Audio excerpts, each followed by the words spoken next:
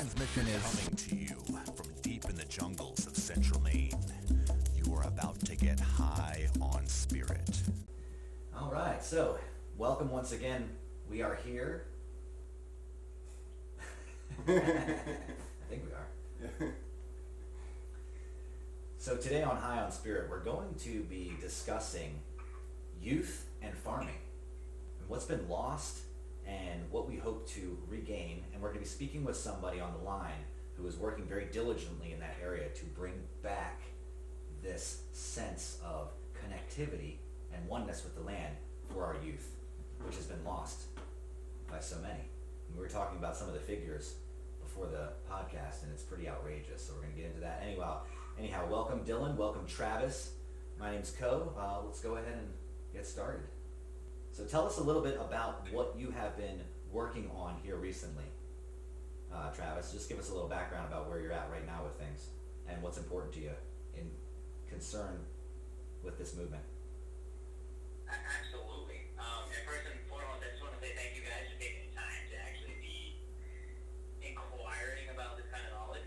I've known Dylan for quite some time and really appreciate the work that he has done and always have truly admired, his actions in life and learning about herbal knowledge. And I grew up on a homestead, and basically going through college was looking for answers and solutions to our problems at hand. And organic farming to me, by way of my childhood, seems like the best, most viable, solution. I posted something on Instagram today, and not sure you said basically the same thing. Basically 100%. It's a bold statement, but 100% of our problems can be solved through organic farming, and I truly believe that notion as well.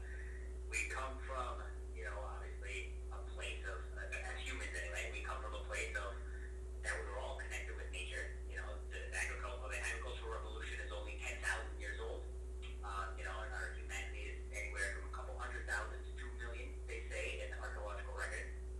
Either way, we have a substantial amount of time living with nature in comparison to living without nature.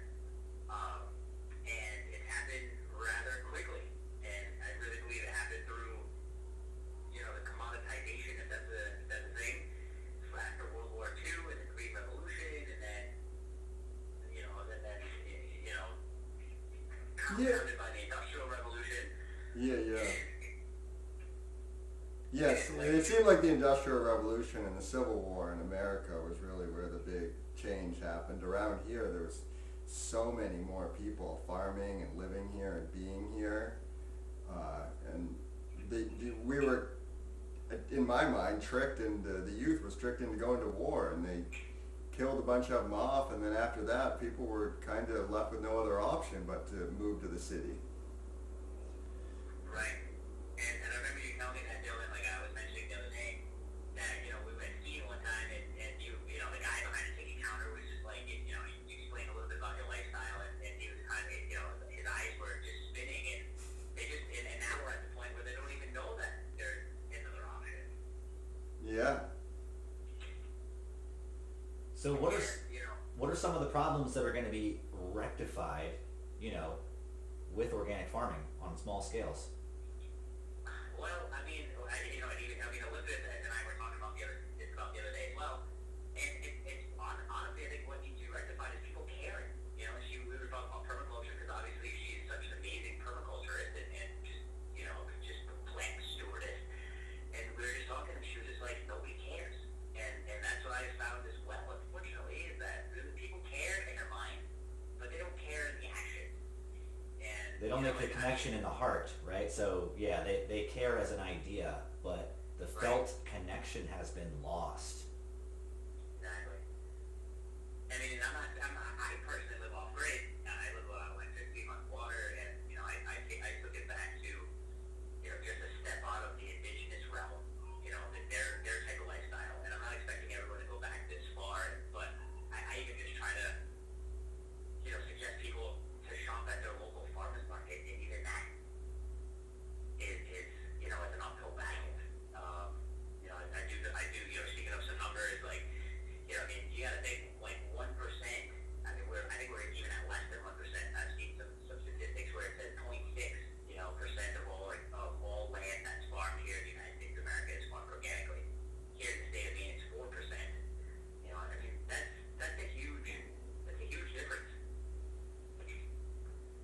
Yeah. Well, what's the end result too? I mean, if 99 or 98 or whatever, some astronomical percentage of our land, of our farmland, is being handled in a way that's insustainable. Well, and part of the reason to answer the question about what could change too, the sequestration of carbon. If that's really an issue, if the whole greenhouse gas thing is an actual thing, that would change completely. If people started farming organically, the microbiome can totally change the amount of carbon that's in the atmosphere within 1 year. It could all be sequestered back into the soil. Like it's a matter that the mushrooms aren't being taken care of, and they can't do their job to balance the Gaian matrix. Then there's the obvious, over growing of meat, right, for food. So the How it's grown. bovine industry Yeah. in particular takes away a lot of resources that could be used in other ways. And I'm not saying that people shouldn't eat meat either, but if people who really wanted to do that were interested in raising it themselves, like we know, people that have pigs, who are growing chickens, all these things. So you can get your meat pretty easily in a sustainable way when you have Sure. Yep. a little bit of space and a little bit of know-how and the willingness to understand what it takes. Yeah. And that comes from basically just having this understanding of how important it is. So what are some of the other things that people should know about why this is so important? To speak to the youth in particular. I mean, their future depends on it. I mean, I was reading something earlier, like again about some of the statistics and numbers. 8% of all farmers, or I should say, the farmers who are under the age of 35 years old make up 8% of the farmers currently here in the United States of America. So that's very concerning that the average age of the farmer is now almost 60. When I first started farming was 55. I'm 41, and and it's only gone up. So I mean, by the time I say retire as a farmer, I physically can't farm anymore. I mean, what the average age, if it keeps going up, it's going to be like 70. So I mean, our children's children, where are they going to have access to the food? I mean, that is the most discerning point. Is you just do the math. It's not going to exist really. And then I mean, it's supply and demand, and then at that point in 100 years from now, where it does exist, again, supply and demand, that cost of that organic food is already renowned to be wicked expensive. So I mean, it's only going to get exponentially more expensive because again, supply and demand. If it's only 1% now, and at that point, if it's a tenth of a percent, it'll skyrocket, and then it'll just be unaccessible to most people. So what you're saying is basically nobody coming out of college or entering into the work field is, in our day and age, for almost no one, an extraordinarily small percentage are going into farming Correct. or even thinking about that. Unless they're growing cannabis. And so is this, unless they're going to cannabis, yeah. So is, what I'm wondering too is this somehow tied to this kind of like, do it for me millennial consciousness that we've sort of been, that not only tolerating but feeding into, I think, as a culture over the last, 30 years. Right. It's like, everyone wants things handed to them. They don't want to get out there and do the work. But then what's going to happen, just like you say, in 5-10 years, when all the power and sovereignty has been stripped away? I hope it doesn't get to that point, but that is a very real potential threat. And the food's all around us too. Like I've done more gardening this spring than I have in past years in terms of just like the abundance of greens and stuff that I have available. And the downside of that is I'm eating a lot less wild food. If you know what's around you, there's lots of food around you all the time. Unless you're in the city. Even in the city though, if you look at like the Ann Wigmore books, like she was healing people from cancer by eating the weeds out of the sidewalk and getting them to grow wheatgrass on their shelves. Sure, but I'm talking if we're considering like a massive need for food. Rooftop gardens. That stuff is going to run out pretty quickly. If somebody Sidewalk, the sides of buildings, like you look at some of the designs of Portland, Oregon that Mark Lakeman put together.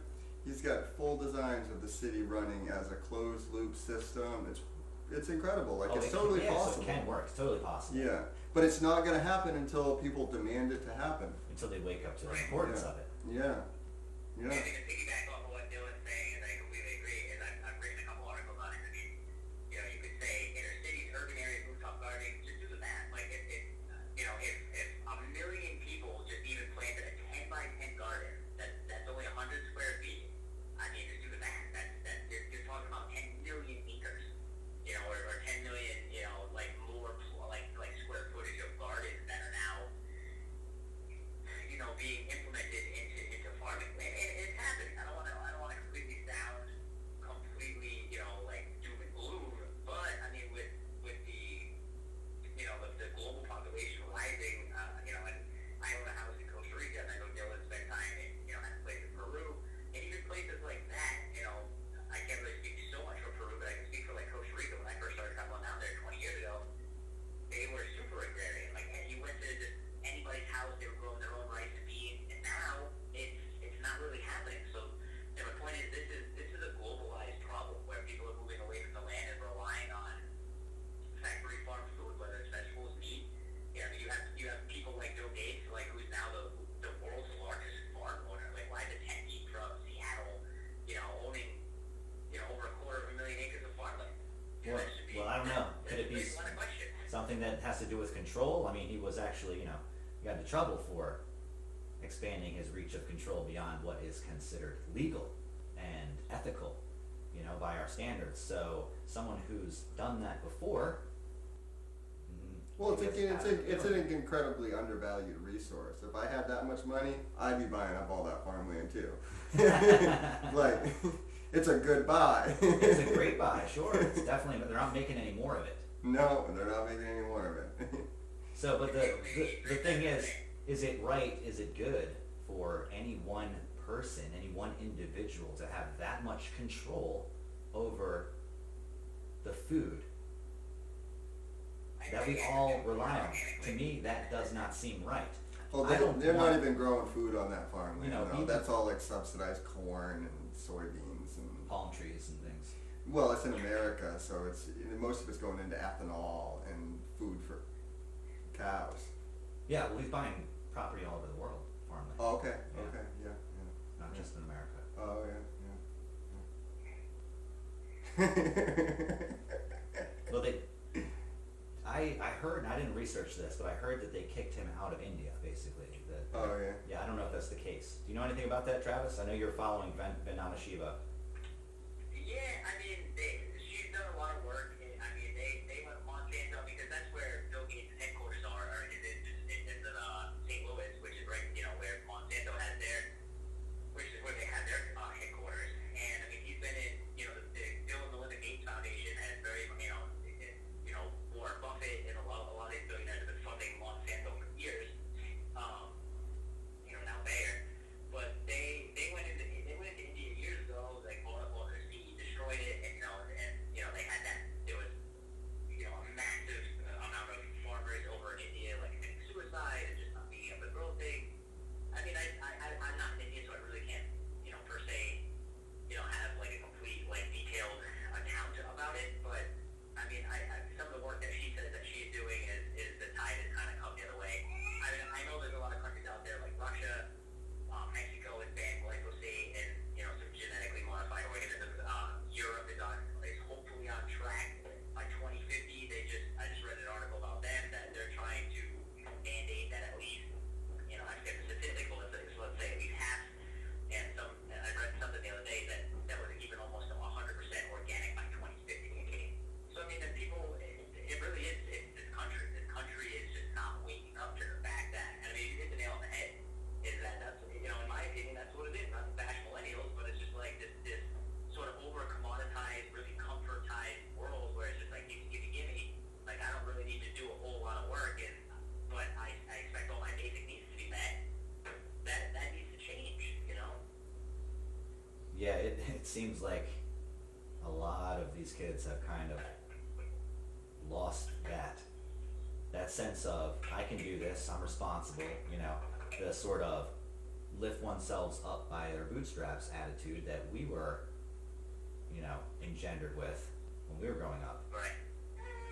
Yeah, it was tough sometimes, right? But now looking back throughout my life, there's been so many times where I recognize that the times that my folks, you know, didn't do it for me, you know, that they said, no, you're going to do this for yourself, you know, that I resented that, right? I resisted it sometimes, but we needed those things, right? Just the even simple skills like, you know, oh man, having to paint the house, hated that. Right. But then I go to paint my house and I'm like, wow, I know how to do this. This is cool. Thanks, Mom. Right. Yeah, I mean, I think the world is just mainly made up out of, you know, a lot of the parents did it for the children, and, you know, in the 90s, you know, to the 2000s, 2010. And we're paying the price for it now. I mean, I could see it in the 90s where, same thing, my dad, I had to do chores and weed the garden, and it directly was, you know, but then as soon as I became an adult and had to do it on my own, I was like, oh yeah, that. You know, and now, you know, I have workers that come on my farm, and, you know, it's like pulling teeth. Like, I met another farmer that's up by you guys this past weekend, and he was complaining about the same thing. He's like, you know, some of these millennials will call him and demand $30 an hour. You know, just to like go weed, you know, like it's like, I don't think he's making $30 an hour. And you know, and again, not to bash them, because I mean, some of these kids, and a lot of them really are the brightest eyed. They're very, very intelligent. You know what I mean? And some of them are very, very clued into this and keyed into it, but definitely not enough. And the focus is too much on things that aren't that important.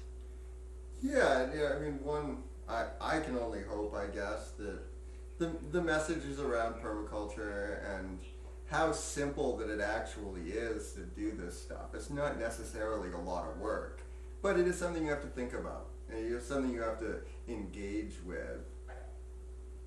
But it's totally possible. It's actually a lot less work for me to grow my own food than it is to go to the store, to make the money and go to the store. That's a good point, though. Yeah, people don't realize that. I just cut 2 years of firewood in about a week, and now I have seasonal fuel for 2 years for 1 week of work. Like, I mean, that's insane. Yeah. If I had to go to work and do that, it'd take me months to do that. So you're right. It's definitely way less work in a lot of ways. You know, maybe to buy a piece of land and get it set up. You know, but I mean, then that's another thing. I mean, it always brings me back to the idea the whole time. My whole tenure in farming is land access. You know, land access has been a really big problem. You know, here in Maine, it's cheap enough that, you know, people can.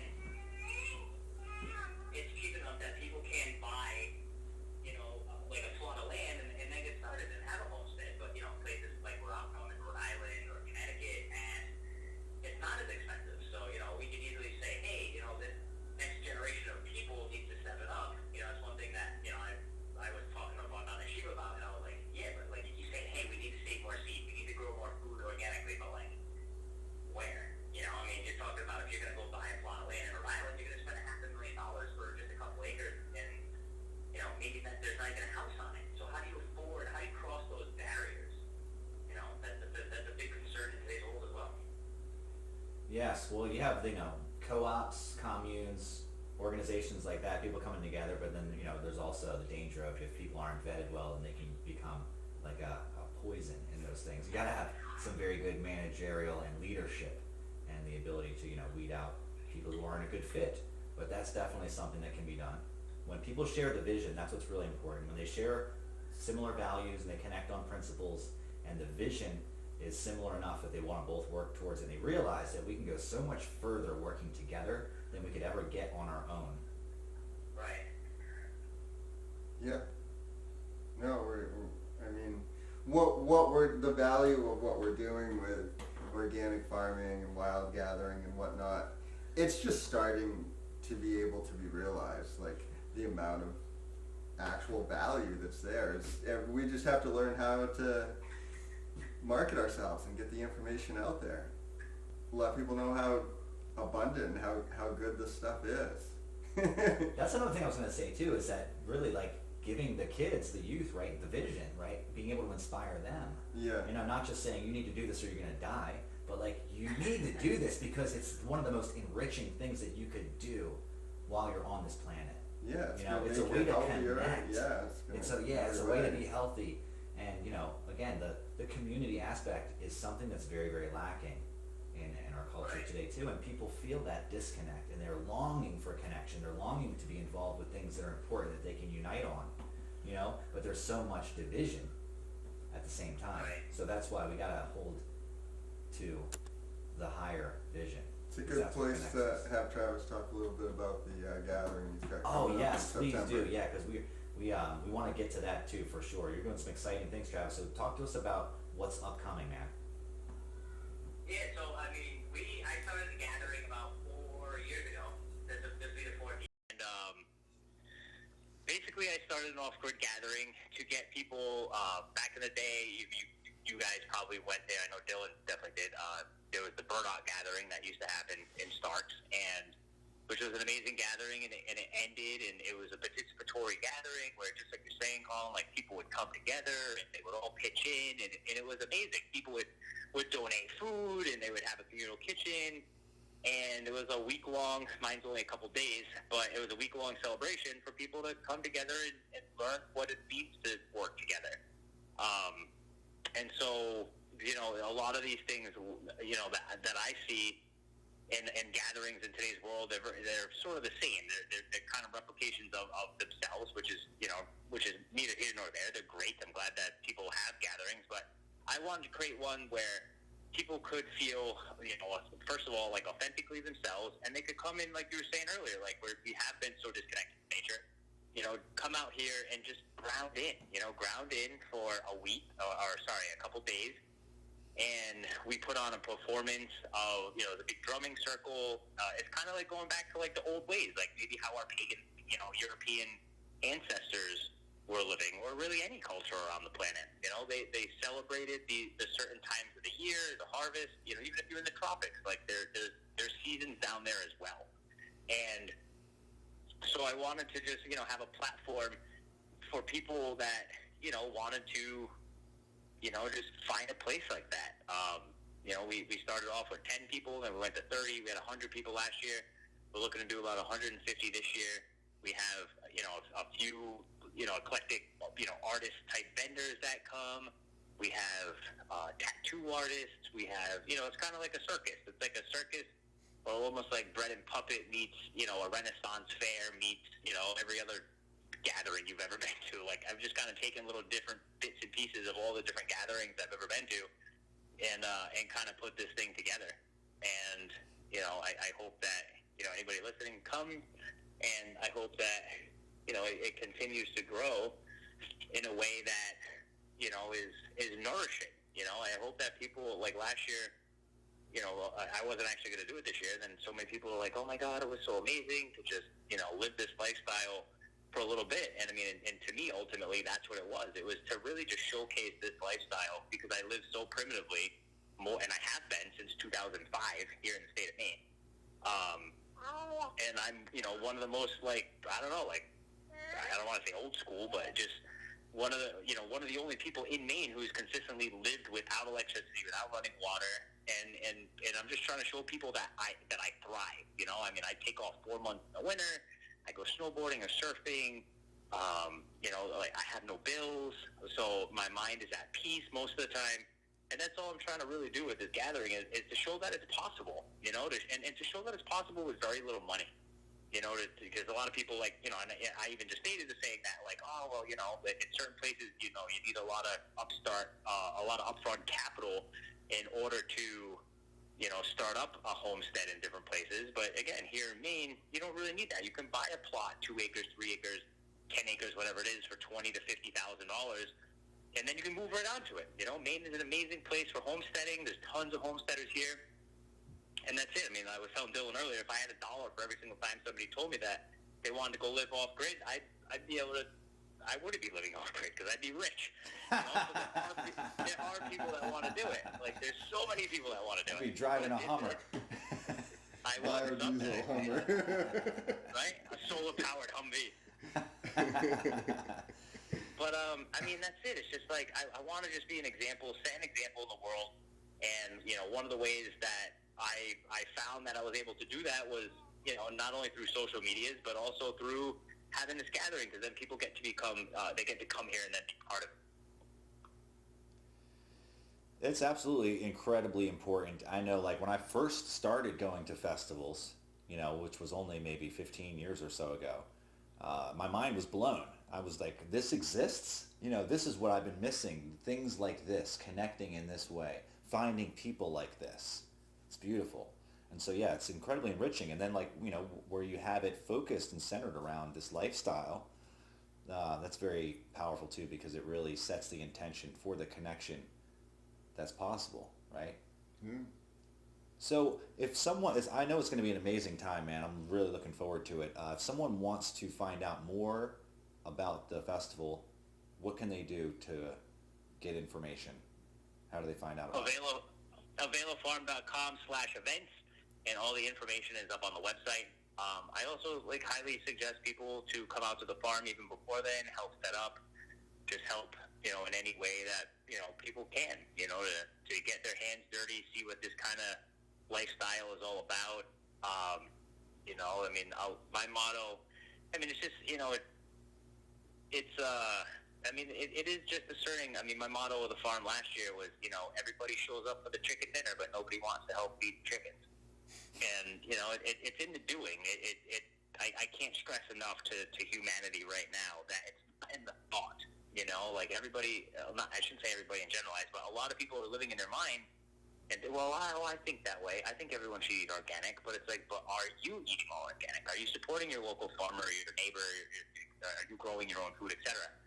And, through the different philosophies that I've delved into in my life, I found that it's just, we have a very short time period on this earth, in this body, and it's what are we doing from birth to death? And, and that's what's important. It's what we do before we check out, and then it's in that doing. And, I highly suggest anybody, whether it's my farm or Dylan's farm or any farm, just hop onto a farm, commit, learn, get a notebook, and just figure it out. Because then when you come to, my sort of long about way of answering that question is because when you come to a gathering like that, you're really going to honor it that much more. You're going to understand it.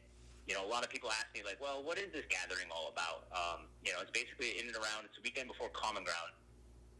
And it's, it's in honor of Maybone, or the pagan holiday of the fall equinox.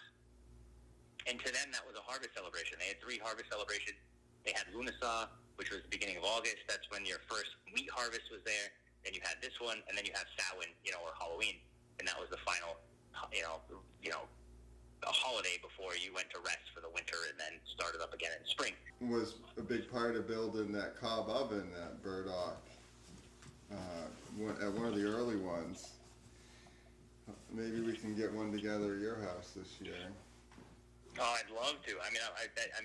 Sometime in August. Maybe even the beginning of August. My sister will be here. Oh, I wanted to do a cob. Yeah. I wanted to do a cob oven workshop, especially for the children. That's what I think. Colin's asking a lot of these questions, and I think, I know Dylan, you do an amazing job at raising all your children in the permaculture homesteading way. You were raised in that way. Your kids are being raised that way. Your mom was into it. It's just, that's what needs to happen. It's like, just get the kids involved. That's all they're going to know. And by default, hopefully, they're going to, continue the work that, our ancestors started. Yeah. Yeah. And what better way to play with cob and, get your feet all, full of clay and stomp it in there and make it one. I'd love to. Yeah, we'll get Colin to bring down the guitar, or bring down some drums. Oh, yeah, man. Yeah. Get the drum circle, get some chants going. It's going to be a great time. Yeah, we built an amazing stage here last year, and that was a fun communal project. So, like you're saying, Colin, there's power in numbers, and there's power in the collectivity, and that doing, when we all do together towards the one common goal, it really does, it happens fast. Yeah, man. Yeah, participation over, display, really. And let's see what we can create together. Yeah. So real quick, man, give us the dates again for this festival, Travis. September 10, 11, 12, and then September 11th is the bigger day. Okay, People so kind of show up September. on the Friday, they camp, and then September 11th is when we have music all day, and there's a huge communal potluck in the evening right before the big drum circle. Nice. So 10th, 11th, and 12th. But Yep. by all means, reach out beforehand and see how you can get involved, see if there's something that you can bring and contribute, because that's what it's really about, building community. And so the website again is availafarm.com, right?